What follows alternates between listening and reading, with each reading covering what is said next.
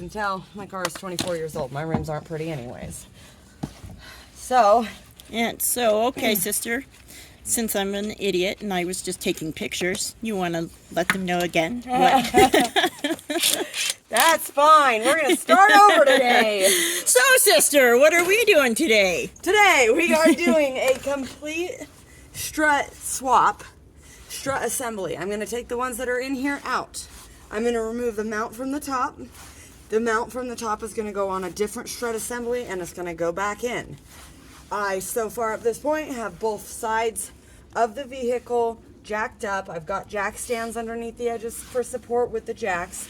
I've got the front wheels chalked, and I'm loosening the lug nuts on the first wheel assembly right now.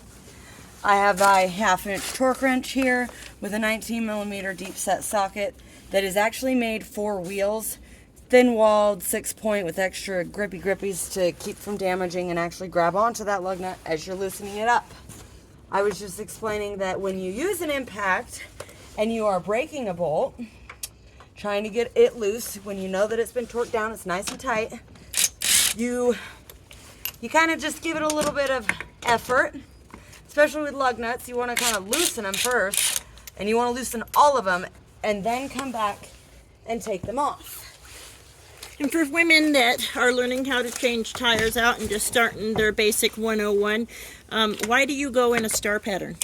The star pattern has to do with stress that you put on the studs and everything all up in here that's attached. You go in the star pattern because as you either loosen or tighten, you spread out the tension evenly across the whole space here. And it also, it's for the wheel and everything. Lug nut.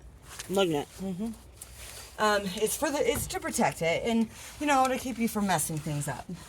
Now, I, out of habit, like to keep my lug nuts over here, off to the side, right where I'm going to need them when I need the wheel to go back on. Because 9 times out of 10, if you're like I am, you go to put the wheel on and get it all nice on the studs, and you're all balanced and trying to get it on there, and your lug nuts are about 10 feet away from you. So, to circumvent my stupidity sometimes, I just make sure they're right next to me. It also keeps me from confusing the lug nuts that go to this side from the lug nuts that go to the other side if you're removing more than one wheel at a time. Now, okay, so what we have going on here, this strut assembly has to come out. And in order to do that, I'm going to loosen the top strut mount nuts just a little bit so that it's not in there so darn tight. And then I'm going to come down here. Let me get some light real quick. Yeah. Yeah, my flashlight won't turn on. It's okay, I got it. Okay, so then I'm going to come down here and we're going to loosen these 2 bolts and nuts that hold the strut on to the knuckle. The strut here, the reason why I'm doing this is because this distance here is not the correct height for the strut that needs to be inside of this wheel assembly. This is a 1998 Subaru Legacy Outback wagon, and it and the 99 just so happened to be the only one of the entire series that they decided to do something a little different with and give it a little bit extra height. So this distance here is about 1.5 inches shorter than what it should be. So I have to do some swapping around and some coil compressing and really hope that I don't hurt myself. But I think it's going to work out just fine. In some of the prior videos that we had done that are on our Facebook, tell them what we originally, all the stuff that you had done so far.